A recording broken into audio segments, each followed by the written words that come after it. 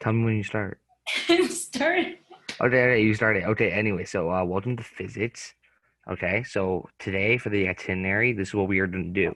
So first, we are just going to explain what physics is, some of the key differences between physics and math, just because you have a more well-defined concept of what physics is.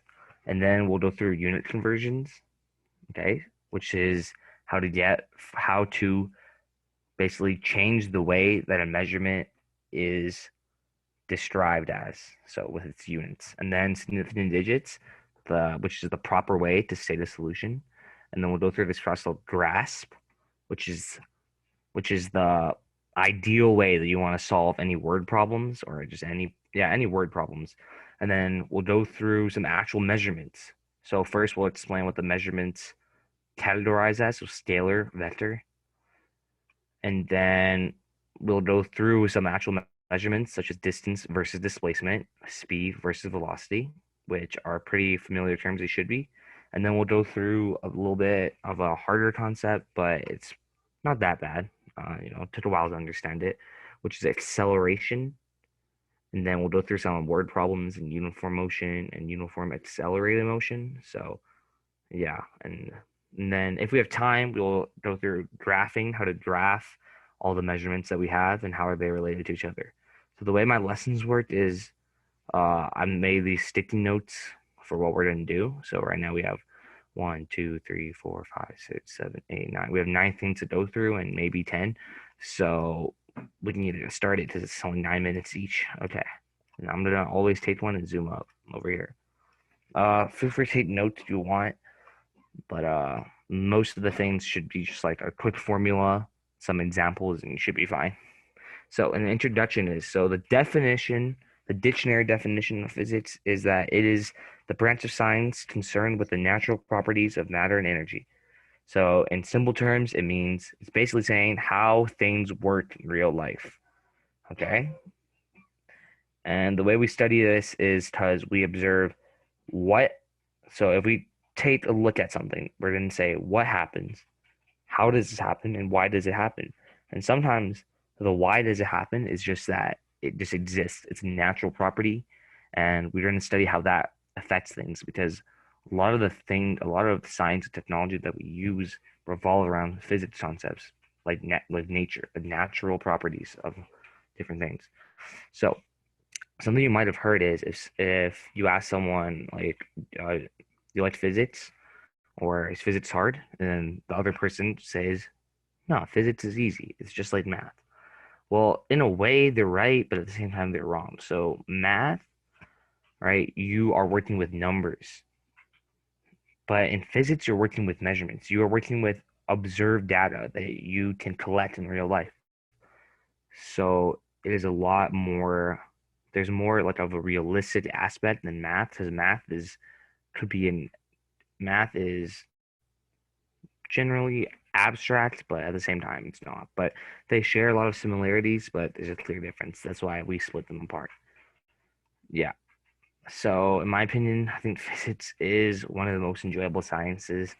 It's enjoyable, but it could be considered one of the hardest. But the reason why it's enjoyable is that if you learn how to if you know what you're doing, you can get very good at it.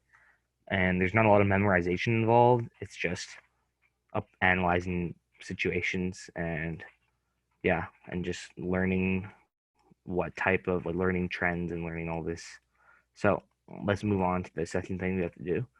So unit conversions.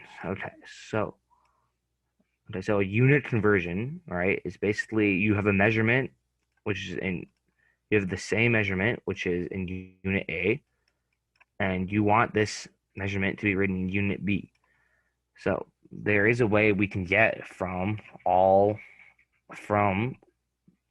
one unit to the other unit. And that is by, you have to multiply by like specific fractions, which basically help you determine which units are appropriate. So for example, here is seconds to hours. Okay. So how many, okay, so let's say we have a measurement of 6 seconds. No, this this is such a small unit. Let's say we have a measurement of 6 hours, and we want to turn it into something seconds. Okay, so 6 hours over 1, because remember, we're doing all the work in the fractions. Okay, so to get from hours to seconds, there is a straight up conversion to do it, but let's say you don't know that conversion. So what? So is there a unit in between seconds and hours that is generally used, like that is generally used in real life? Like, is there a unit that exists? And if there is, and you think you know what it is, can you type it in the chat or open your mic and say it?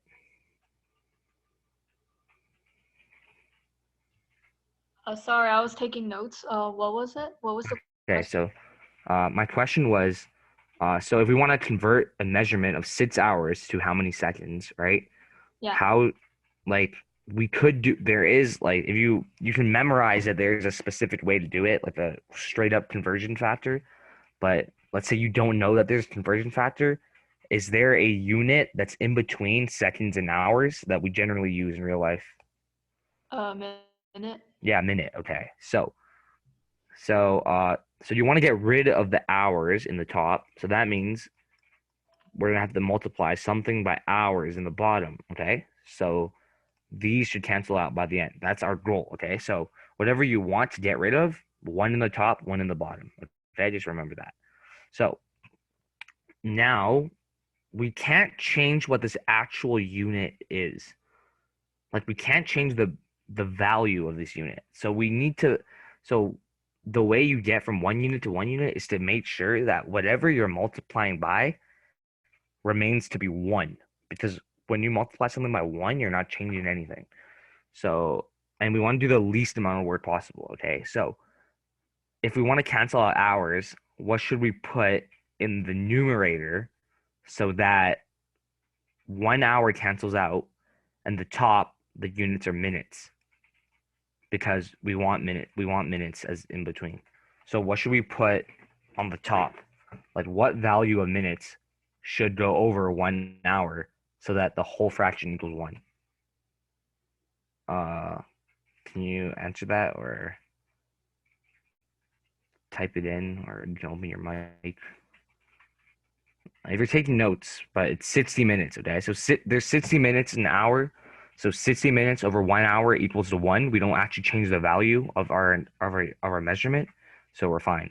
Okay, so now, all right, now we have another problem. Now we have minutes in the numerator, but we want seconds in the numerator. So you put what you want in the numerator, and then you put what you don't want in the denominator. Okay, so now we need to cancel out these units so we can get seconds. So we need to do the least amount of work possible. So 1 minute, how many seconds are in every minute? 60 seconds. So now you see the units cancel out.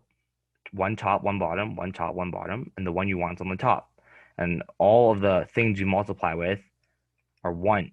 So they don't actually change whatever this is, whatever the measurement is. So your final answer from 6 hours to seconds is you just multiply 6 times 60 times 60, which is, uh, can you tell me what that is?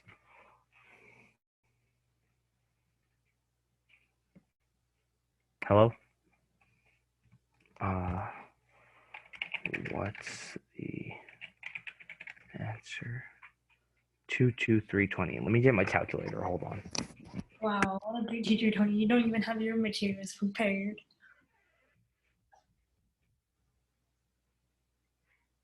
Anyway, just for all the students listening in, I suggest for the physics lesson, have your calculator for the lessons.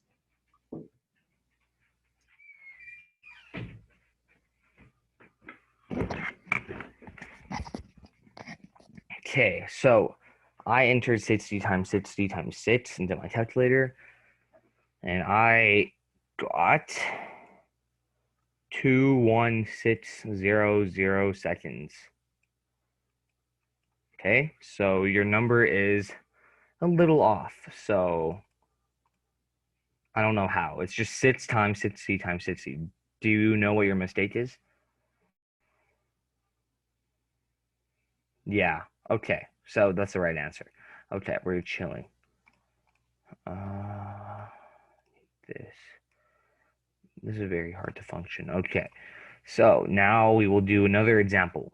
So now we will do an example where this is 1 kilometers to hour to meters per second. So now there is something in the numerator and something in the denominator. So it's still the same. It's still the same way. One top, one bottom. One if there's one unit top and one unit bottom, you can cancel them out. So but you want the proper units. So if it's in both fractions, then you just have to make sure it's in both fractions.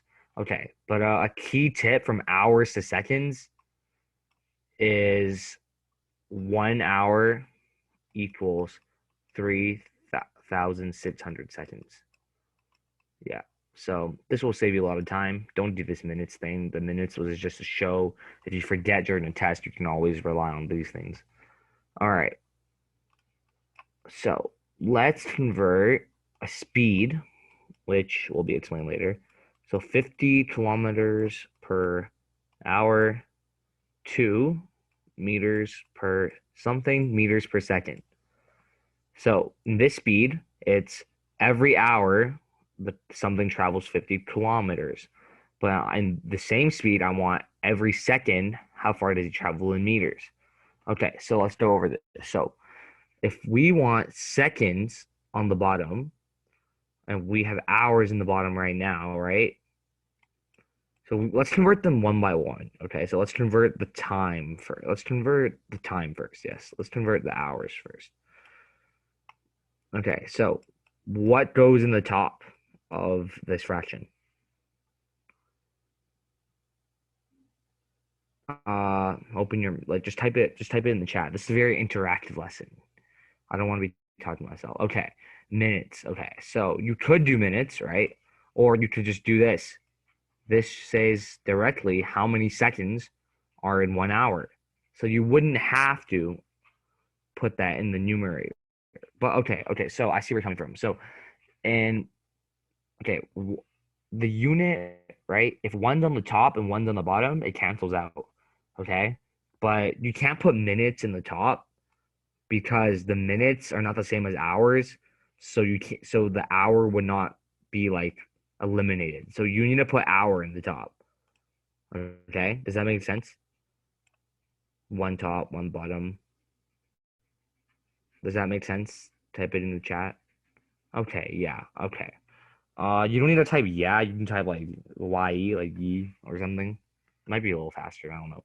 Okay, so if we want the hours to cancel out, okay, so remember least amount of words. So in 1 hour, what should go on the bottom? If we want seconds, what should go on the bottom?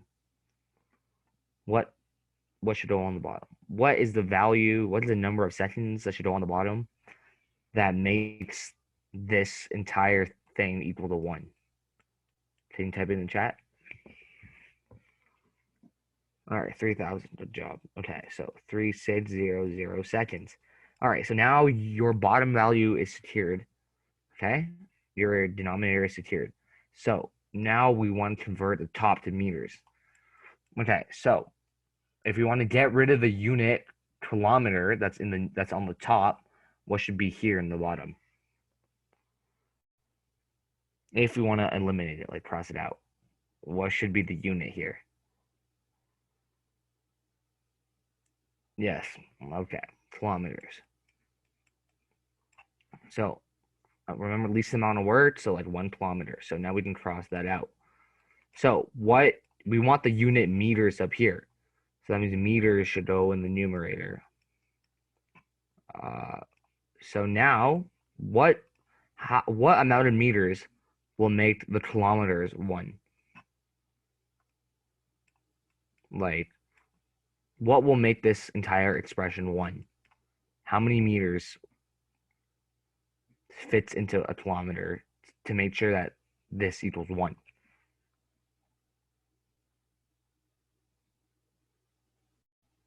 All right, so to rephrase, it'll be how many meters are in a kilometer? Okay, 1,000. Good job. Okay, so now you have your answer again. Now you just multiply 50 times 1 over 3,600 times 100. And you will get your answer. So tell me what you get for the answer.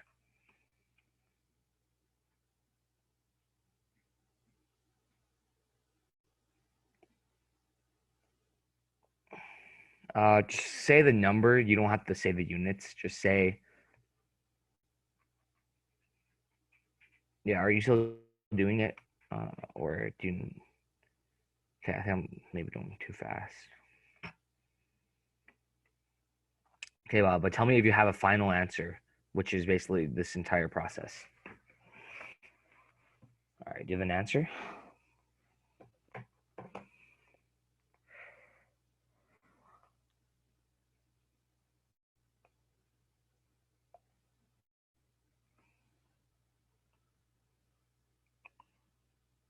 Nine. Okay.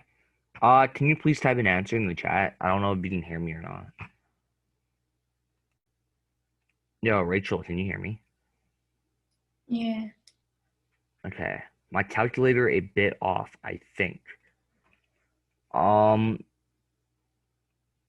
What's wrong with your calculator? Do you have a drafting calculator, or are you using like one of those calculators? Okay, so you're not okay. So what calculate? Are you using a calculator that can do like multiple steps at once? That can add like brackets and stuff? So No. everyone going into high school, you will need to buy Yeah. a calculator. Yeah, you'll actually have to buy one. So if you pull out Google's calculator, and then you can just type this in. Yeah. But yeah. So use Doodle's calculator. Don't use your phone as a calculator because it can do multiple steps at once.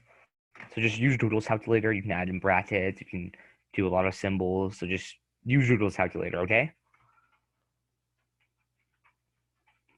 Okay. Did you try this problem again? So 3,600 times 100. Okay. So 50.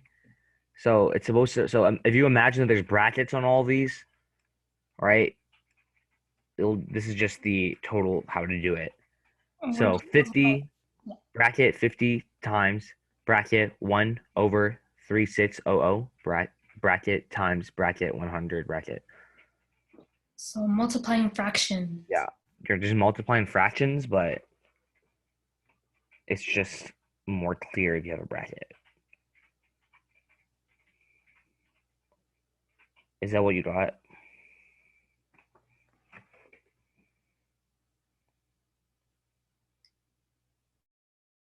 Okay, so tell me if you figure out how to use that, because like this entire unit in physics is literally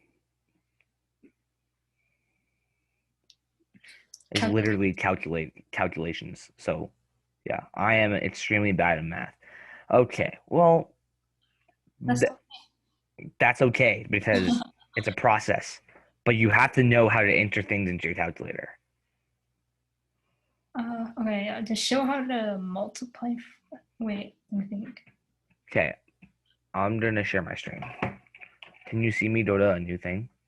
Yeah, we can see your screen. Okay, so if you want to multiply multiple things together, this is what you do. So I have 50 bracket 50 oh my god, 50 bracket times what's in the next bracket, 1 over 3,600 over 3,600 bracket times what's in here, 100. All right, and I should get my answer. Okay, what's wrong with that? I am supposed to enter 1,000. Okay, so that is something that I wrote wrong. My bad. So the way I'm gonna fix this is I'm just gonna multiply it by 10 because that's the factor that I was missing. Okay, so did you figure out how to use the calculator by doing that? Yeah, okay.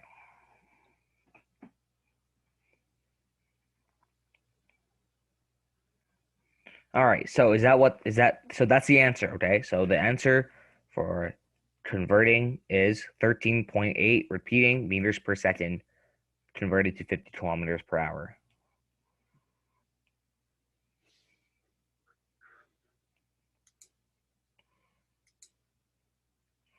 All right, so now you're going to try an example on your own so I can like confirm that you know how to do this. That's basically how I'm going to structure it. So to make sure that you know how to do it, every concept, there's going to be an example where I just like don't talk until you do it, or like, yeah, because you need to learn how to do it. Okay, so convert 90 kilometers per hour, 2 meters per second. Okay. I'll give you like 1 minute, like 30 seconds. Like it's pretty easy. Just do it. Feel Okay. free to unmute with any questions you have. Wait. Yes. Yeah. Yeah. Just you can keep it unmuted the whole time, and we can just have like a discussion. Like because every time you type, it low key is kind of slow. Like just low key. Wow. No, it's it doesn't like when you have a conversation with someone, like in real life, the response is delivered immediately. But when you're having it over text, the response is delayed by seconds. Would you say that is true? Yeah.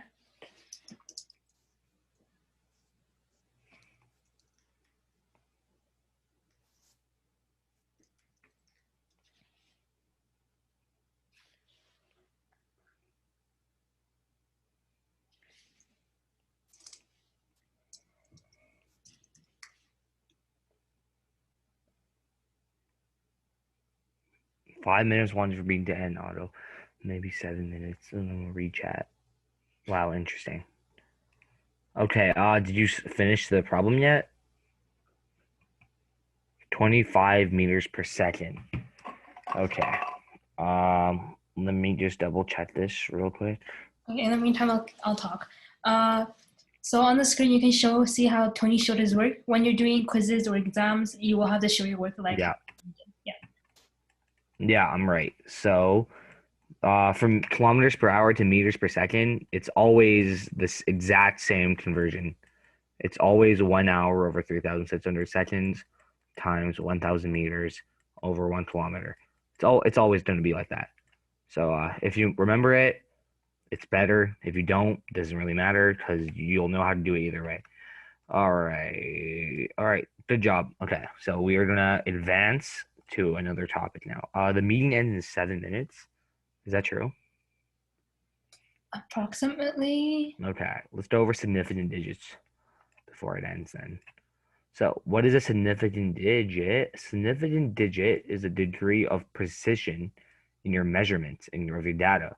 So it is the confidence of your measurements. It is how certain are you that whatever your calculated answer is will be accurate per se. It's like a no insurance to make sure that your numbers are not too exact so it would mess up the data, and it needs to be like a rough estimate of how close it actually is to So whatever to your answer. sig is like rounding. Let's give an example where if you have a timer, all right, and then you're timing something and you stop it, it will count milliseconds. But when you're timing something, your human response to the time, it's like not fast enough to catch milliseconds. So you would round it to not have milliseconds. And sig is like that. You kind of get rid of any units you are unsure of in a number. Yeah. Like if there's a lot of numbers, it like yeah. If there's a lot of numbers in one of your measurements, but there's not a lot in another one, your answer will be closer to the one that's not a lot of numbers because you don't have that much information on them, basically. So just think of it as like a set of rules.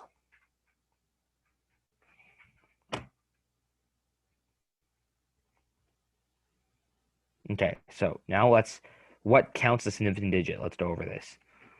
So every zero that is leading is not a significant digit, which is called sig dig. So what is a leading zero? It's whatever's in front of your data. So this is in front, this is in front, this is in front. So all of these do not count as significant digits. Okay, does that make sense? Okay, and ask a question, once in a while, or not. You don't need to ask questions if you don't have any, but with a heads up once in a while will be fine. So every trailing zero is a significant digit. So trailing zero is every zero that's at the end of your data. So these two, these two will be significant digits because that is just the rule.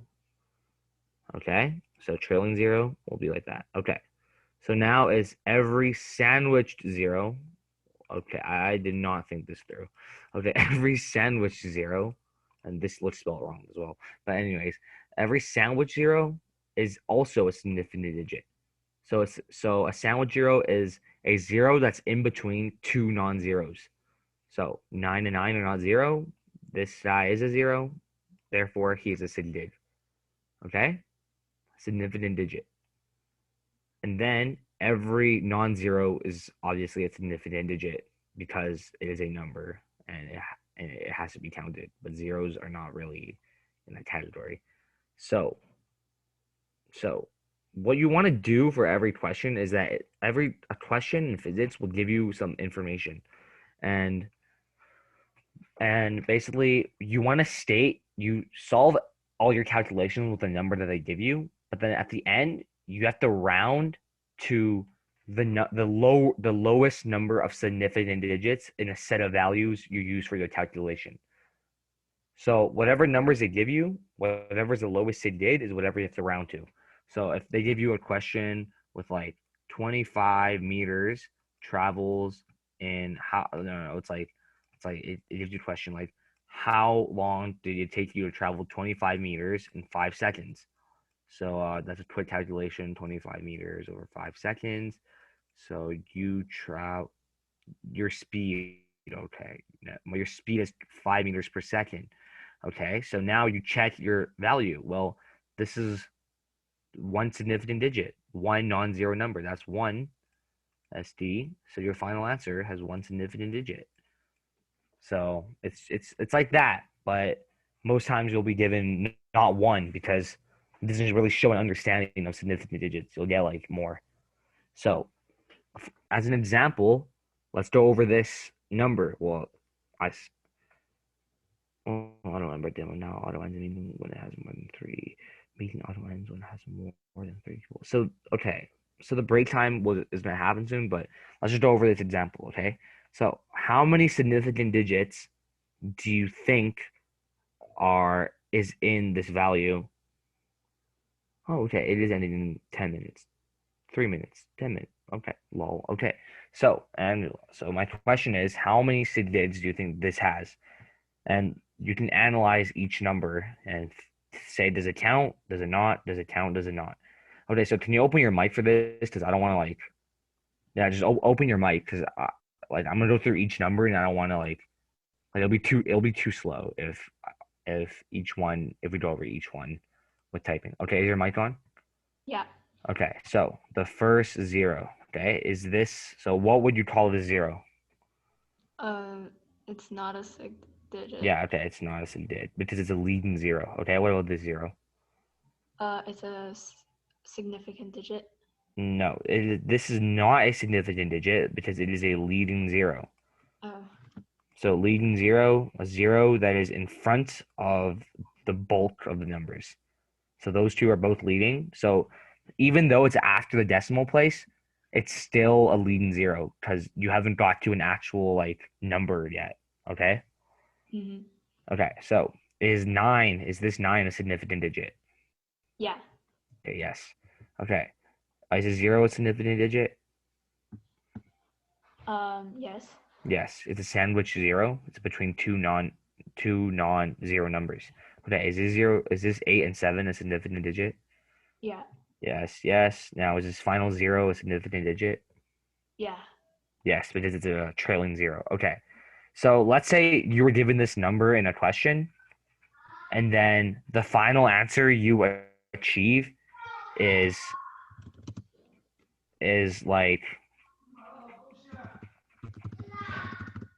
let's say you achieve like a final answer of like 5,000, right? So if you achieve this answer, right? How many SIDs are in 5,000?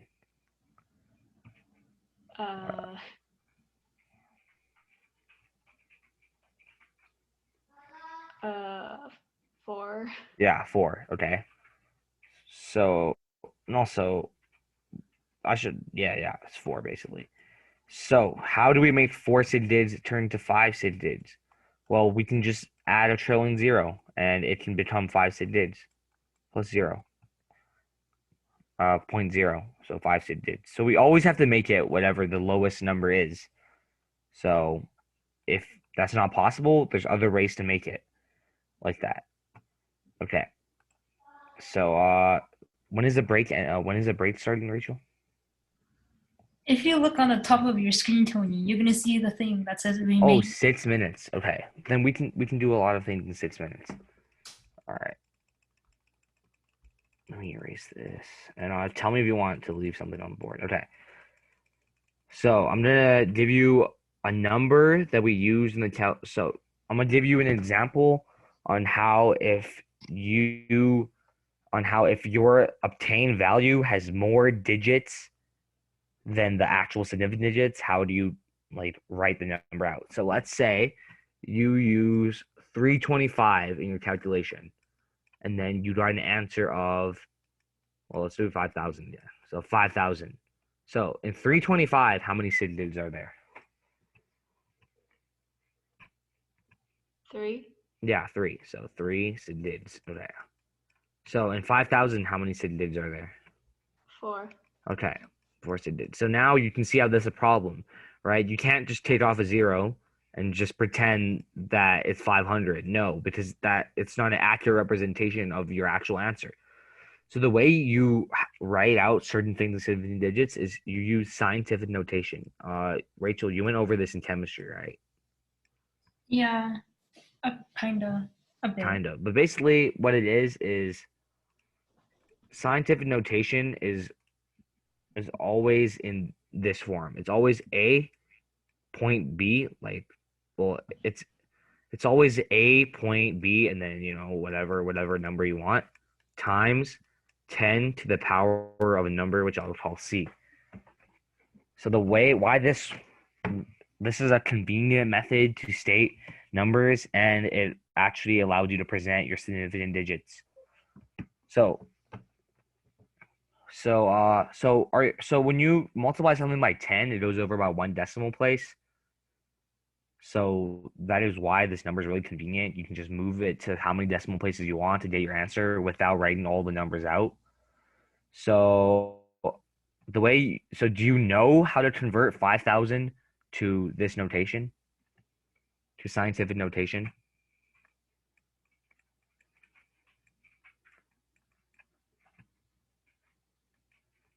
No. Okay. Interesting. I did not plan this part of the lesson because I thought it was already went over, but it's fine. So the way you do it is there's always only one number in front of your decimal, okay?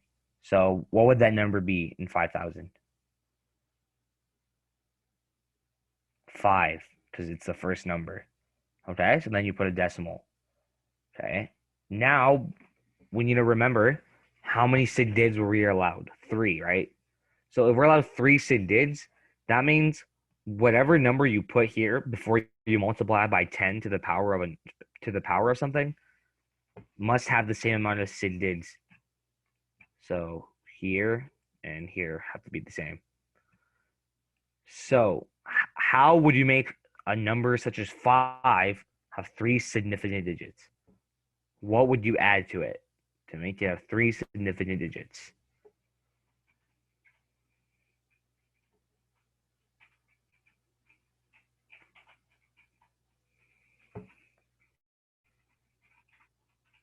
Well, there's only 3 minutes left. If you don't mind, can you turn on your mic so we can go over this before the break starts?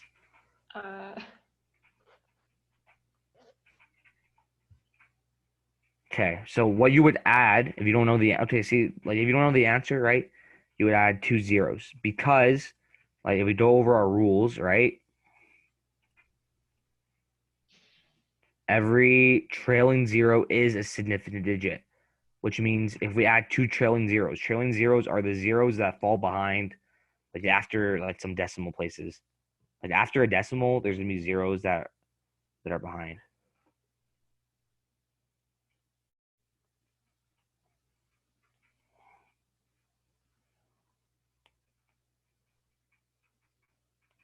Okay, so yeah, if you add 2 trailing zeros, it'll be a significant digit. So now you have 3 significant digits in the before writing the 10, and it will work for this question. Okay, so now what factor of 10 do you multiply to get to 5 to 5 to 5,000?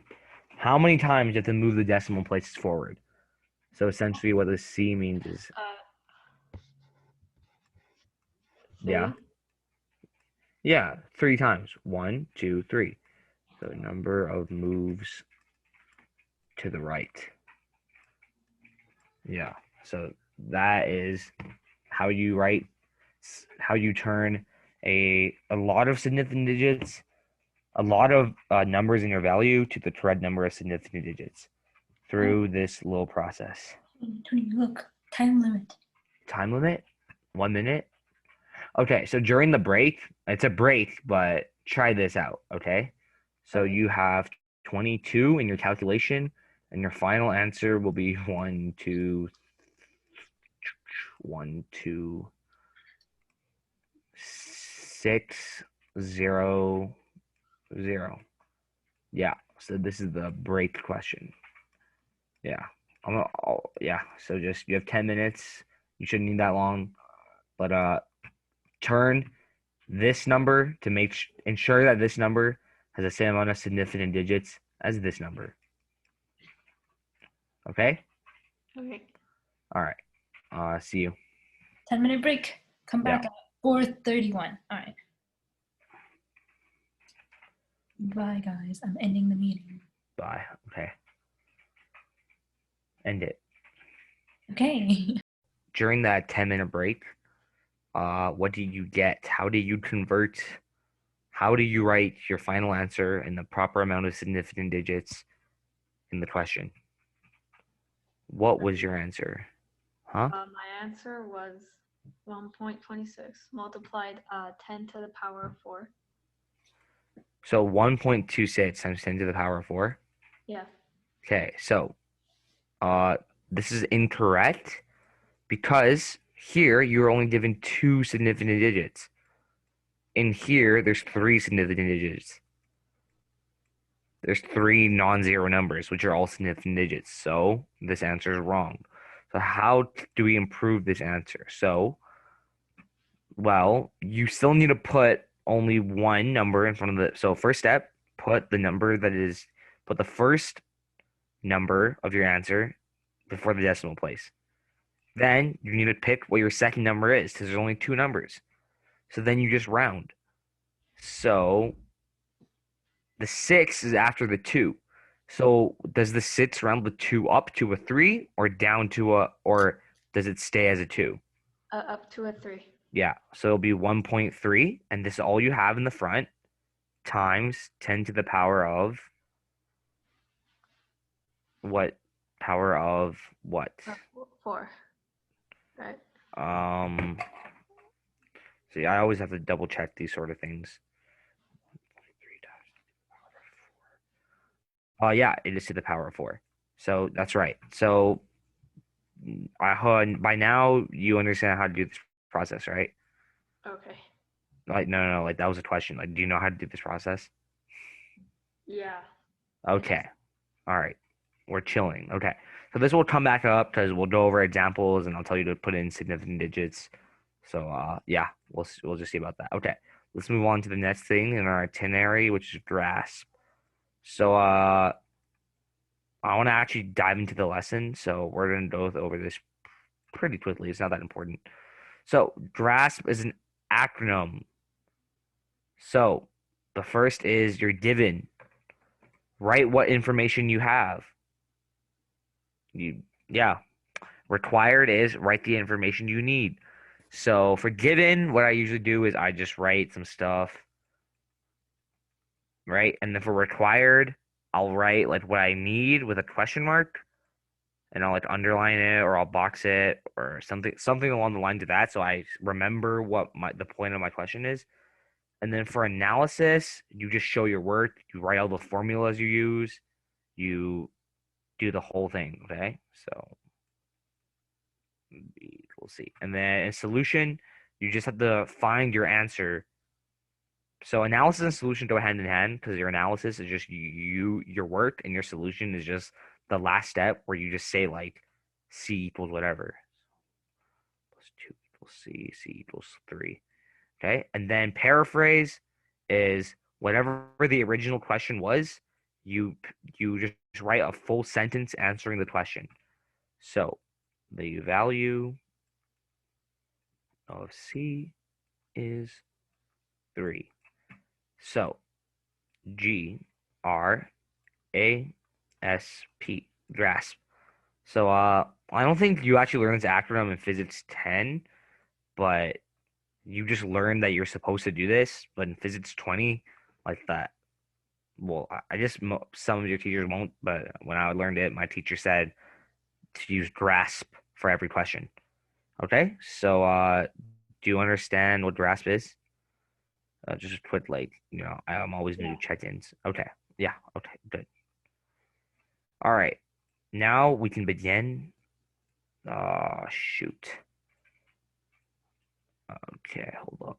Now we can begin our lesson. All right, so scalar versus vector. I don't. Do you like Do you prefer a PowerPoint or do you prefer this method? Because I kind of like this. I like this method because it's very interactive. But people have their own preferences. Okay, Perfect. I like that. Very versatile person. Okay, so scalar versus vector. So these are categories that we will use to classify a measurement. A quantity is just like, I believe a quantity is just a thing, like a measurement or like a number of, or like, yeah, a quantity. So a quantity that we call scalar is a measurement that only has a magnitude. And the magnitude means a value associated with them. So a value is just a number. It's a scalar quantity is a measurement that's only a number. Okay? Only a number. That's it.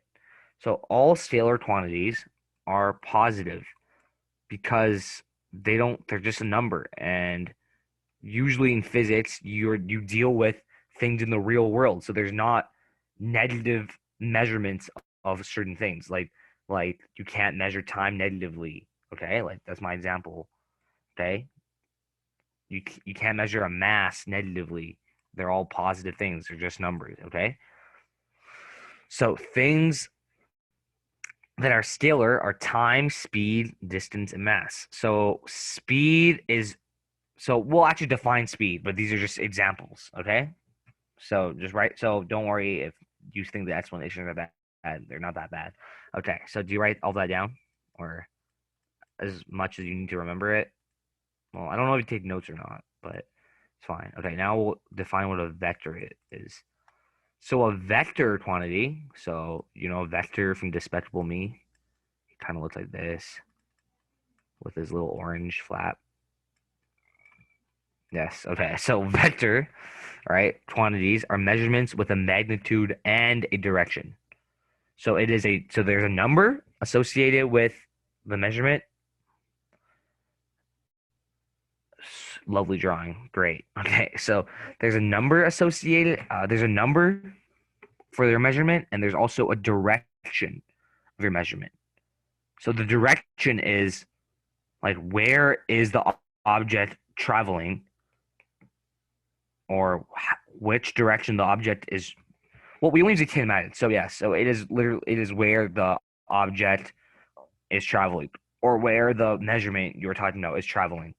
So because there is a direction, it can be positive or negative based on how it's defined. So a vector, right? If he's flying up, Well, I can say that up is positive. So you always have to write, like, you always have to define the definition, the direction somewhere in your work, okay? I don't think in physics 10 you need to, but in future, like, really advanced problems, you should be able to define them. And then since this is up, this has to be defined as down, which is negative. Okay?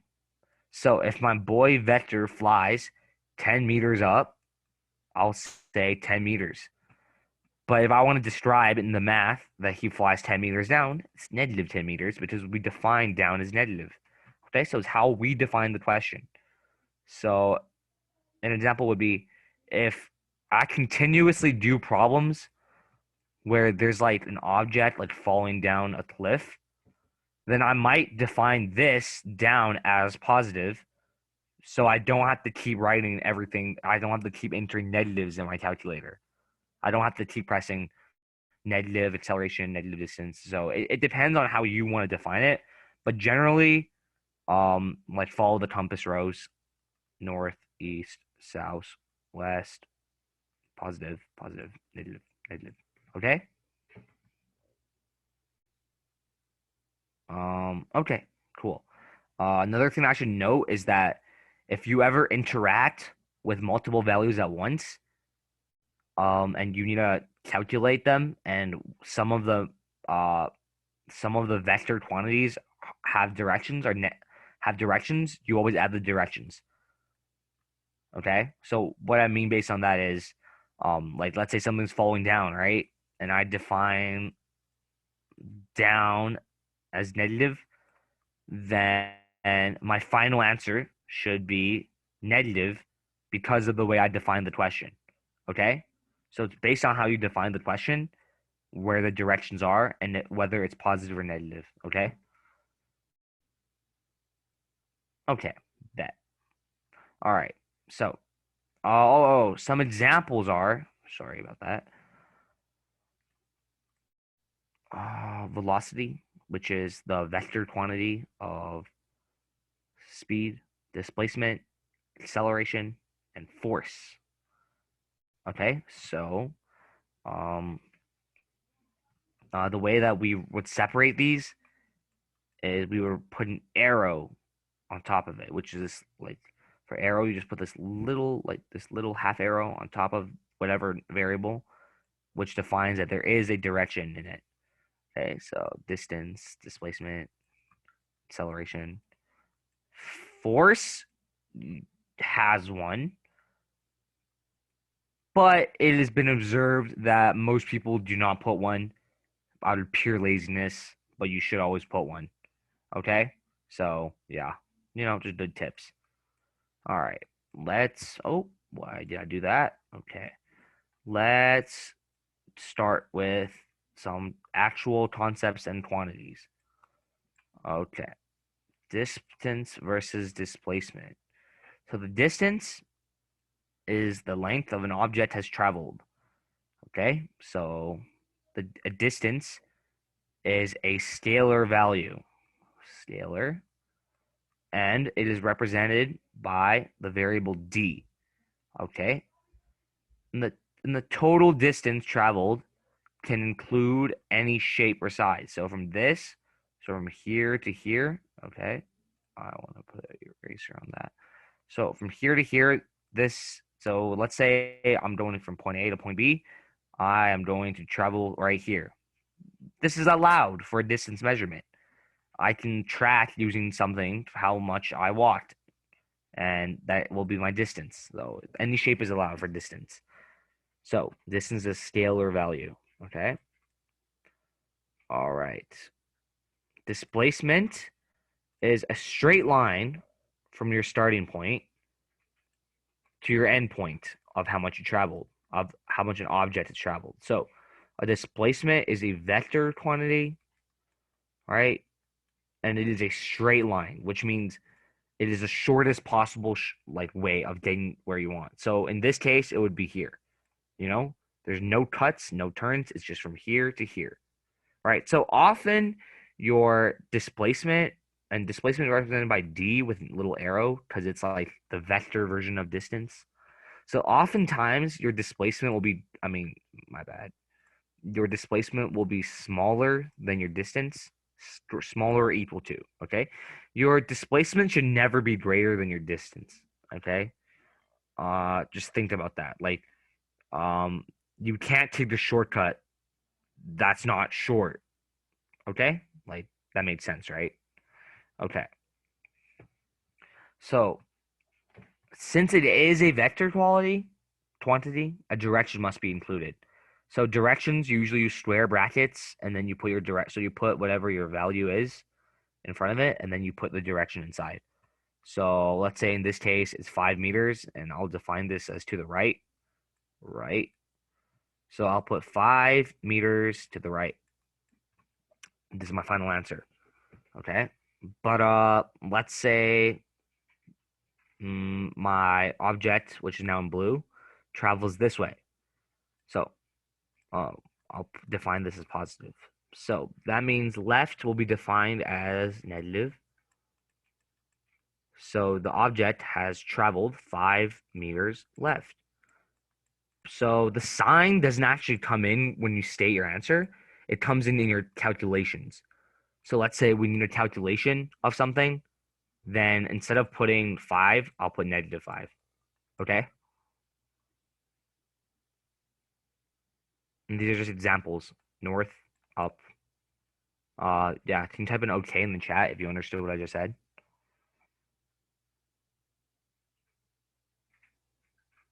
Yeah, okay. So I'm gonna call on Rachel to like give some brief explanations if you don't understand. Okay, Rachel, can you tell me, so using your own words, tell me the difference between a displacement and a distance?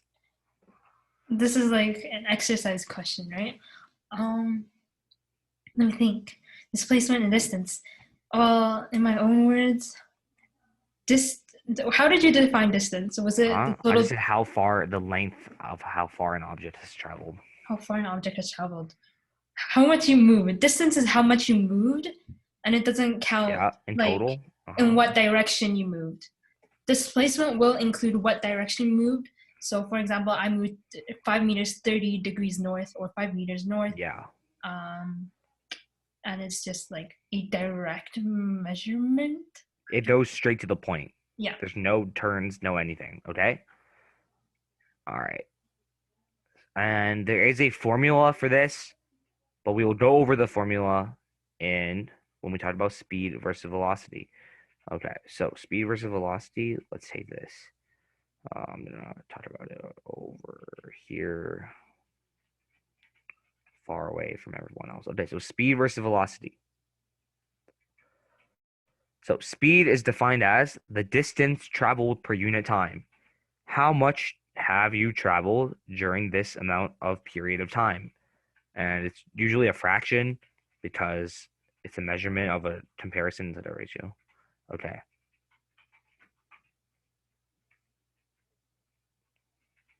All right.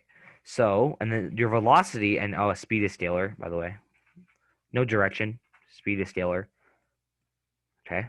So then let's talk about velocity. So velocity is the vector version of speed, which means it is the displacement traveled per unit time. So remember what I said. So given this example with the little line, so green is my displacement, red is my distance. Okay. So if I count up how much red there is divided by how much time I got there, I have the speed. Okay. So that formula is distance equals speed. Okay. So speed is defined as unit per time, distance per time. So speed equals distance over time, which means you manipulate the formula, you'll get distance equals speed times time, or time equals distance times speed. Okay? So now your velocity is your green divided by your time. So your velocity with a little arrow will be displacement over time. Okay? And yeah, that's your velocity. But in certain cases, I would say the velocity could change when an object is traveling. Okay, but if the direction of an object is not changing, like there's no sudden changes, which is uniform motion, which we'll explain later, will be this formula. Okay, so if we manipulate this formula, it means that displacement is velocity times time, and times equals displacement over velocity. Okay, do you understand how we derive these formulas? Okay, so this formula is measured in meters per second. Okay. Speed, meters per second. Okay. And then I should note that displacement is generically measured in meters.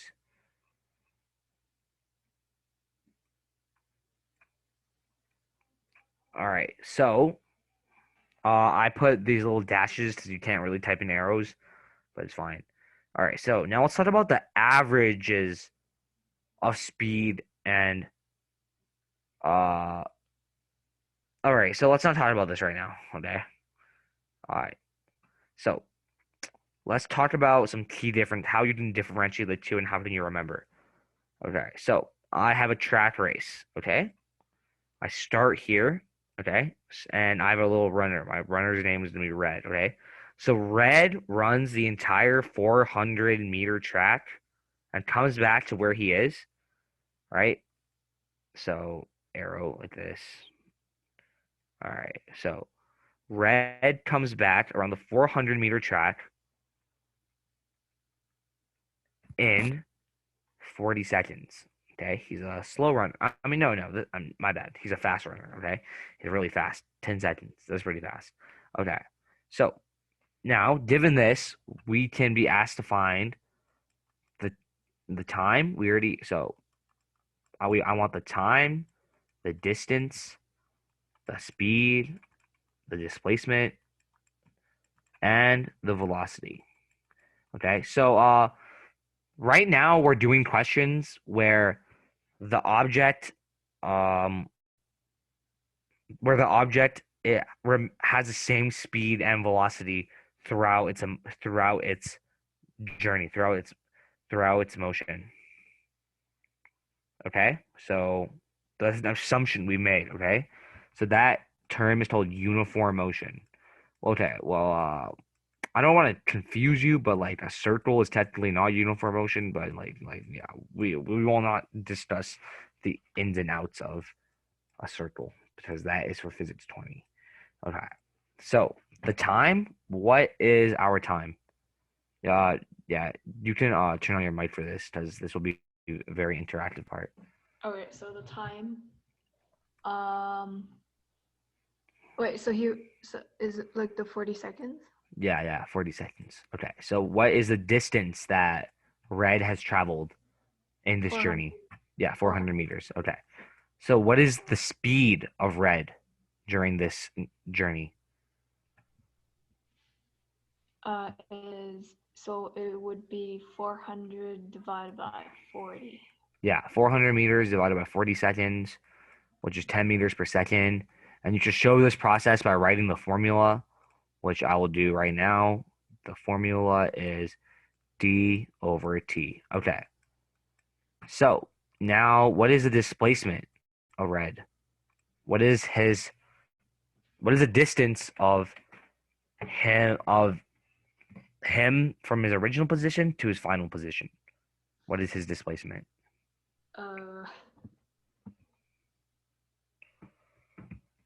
Okay, so Red does not move from his original position. That means his displacement is 0 meters, right? He comes out to where he is. Right? Does that make sense? Yeah. Okay. So for this, you don't need a sign. You don't need a direction. Okay. The reason is because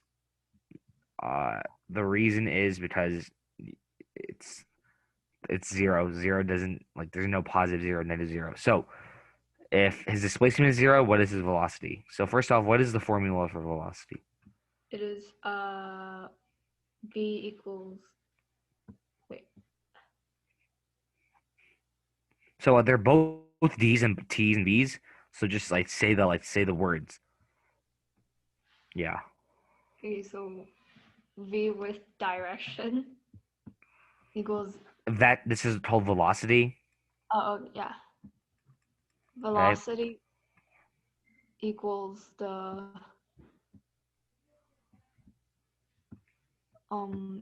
this the distance divided by Displacement. displacement Yeah, divided so by you should write this down. yeah. Yeah. Okay. So let's go over this real quick. Displacement is the vector version of distance. Velocity is the vector version of speed. Okay? Mm-hmm. Over time. So that would be 0 meters over what's the time? The time is 40 seconds. 40 seconds. So velocity is what's 0 divided by 40? 0. Yeah, 0 meters per second. So this is very interesting. Well, although the person, red, appears to move a lot, his velocity and displacement are 0 because he hasn't moved relative to his starting position, but he still has moved. So there is a clear distinction between what distance and displacement, velocity and speed are. Okay? Yeah. Okay, so let's do another example, okay? So first, I'm going to define some directions, okay? Oh, wait, no. First, we need to learn we need to learn a formula before we start. Was it here? No, where was it? Here, okay. So, we have to do the average speed and the average velocity. So the formulas are pretty easy. The average speed is the total distance divided by the total time. This is a formula. Oh, oops, I covered it. But I usually write this. So I write V av equals D, like total. I just write the word total over T. And I don't need to write T total because just write the total time because basically what average speed and average velocity is, it's like if something turns a lot of directions, right? And the speed changes throughout its motion, and you want to know approximately like what the average speed is, like then you should use this formula, okay? And then the formula for average velocity is the total displacement over the total time. Does that make sense? Yeah. Okay. So, did you write those formulas down? Hang on, give me a minute. Yeah, it's fine. So, what these are used for is if there's a change in direction or any changes in speed, and you want to figure out like, well, you moved this far in this amount of time, I can definitely figure out how long it would have took me if I just did it, and what minimum speed should I go at to ensure that I have the same conditions as you. Yeah, basically. Don't think much of it. It's just like, yeah. Are you done writing them down? Press the OK in the chat or unmute. You're done? Yeah.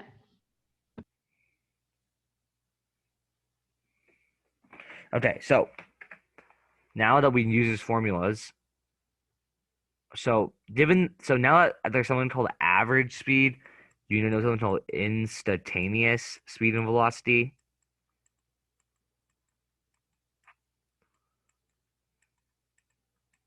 Yeah. So instantaneous speed and velocity is like the speed or velocity given at a specific position in time. So let's say I recorded like a bunch of my movements and I'll be like, oh, I wonder what my speed was at 3 seconds into the journey. Oh, it was this many, whatever, blah, blah, blah. Okay. Okay. So we are going to do an example using all these concepts. Okay. So, 5 minute warning. Really? Oh, now it's 2 minutes. Oh, this meeting ends at 5. Okay. Wow, interesting. So Did you read my warning? 2-minute left. Wow, this is really crazy. Okay, okay. So, anyways, so object, person, right? A person goes 5 meters north. I don't like my field of view right now, okay? Then he goes 6 meters south, and then he goes 2, 3 meters. Oh my God, I'm messing up. 3 meters north, okay? So now we want his distance, displacement, average velocity, average speed. And I'm going to give you the time for each section so you can also figure out the instantaneous speed, like the speed right away at this point of journey. So the first part takes 10 seconds, the second part takes 18 seconds, and the last part takes 1 second. Okay, so Rachel, are we going to finish the example or are we going to leave it for next time?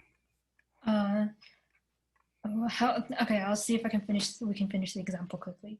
Or no, You'll have to solve the example. Okay, I'll solve the example. Okay, speed average, right? And then we want the speed of each section, and we want the velocity of each section, right? Right. Yeah. Okay. Oh, this is a pretty long example. Oh, okay then. Don't do it probably. Save it for next class. Wait, what? What? Save it to next class. Okay, You see the remaining meeting time up top, right? All right. Angela, thank you for participating. Bye. Tony, say bye. Tony? Tony, can you hear me? Are you there? He is muted. Okay. Yeah, Angela, enjoy your next lesson at 7 o'clock with math. There we go, with Virginia and Stephanie. So yeah, bye.